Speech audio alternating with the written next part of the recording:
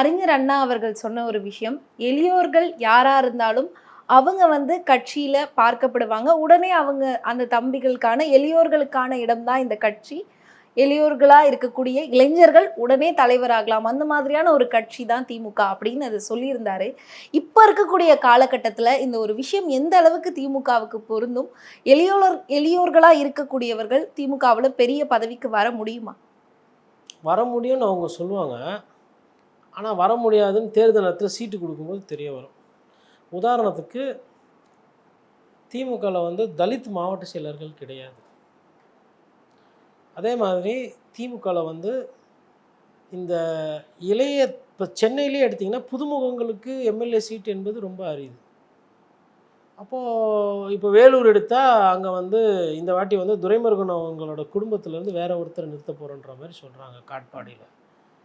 அப்போ ஒரு குடும்பத்திலேயே 3 பேரு, 2 பேரு முக்கியமான ஒரு பதவிகள், குடும்ப அரசியல் அப்படின்னு இருக்கும்போது, அந்த எளியவர்களுக்கு உண்டான இடம் என்பது குறையுது.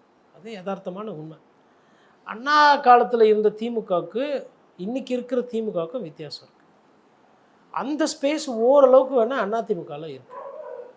புதுசா நெறைய பேர் வருவாங்க, போவாங்க. நெறைய பேர் இப்போ ஆனா அங்க இருந்தவங்கலாம் அமைச்சராகி திமுகவுக்கு போயிட்டாங்க. அப்போ அந்த இடத்துல புது அமைச்சர்கள் இங்க உருவாக்கிட்டு இருக்காங்க இல்லையா? அதுதான். மற்றபடி இந்த இளைஞர்களுக்கு புதுசா இருக்கவங்களுக்கு வாய்ப்புகள் பொதுவான பார்வை பார்த்தீங்கன்னா, எந்த கட்சியிலுமே இல்லை. செல்வந்தர்கள், கோடிக்கணக்கில் செலவு பண்ணக்கூடியவர்கள், அவர்களுக்கு தான் இன்றைக்கி அரசியல் இருக்குது. எளியவர்களுக்கு அரசியல் அப்படின்னு பார்த்தா நாம் தமிழர் கட்சி அதை சொல்கிறாங்க.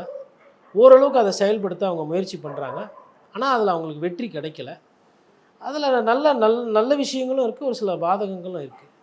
மற்றபடி பெரிய கட்சிகள் எதுவுமே சாதாரணமானவர்களுக்கு கட்சி நடத்துறது கிடையாது. மக்களுக்கு வேணால் அரசியல் பண்ணுறேன்னு சொல்லுவாங்க. ஆனால் ஒரு ஏழை பாழையோ இல்லை ஒரு சாமானியனோ போய் ஒரு பெரிய பதவியில் வரணுன்றது சாத்தியம் இல்லை.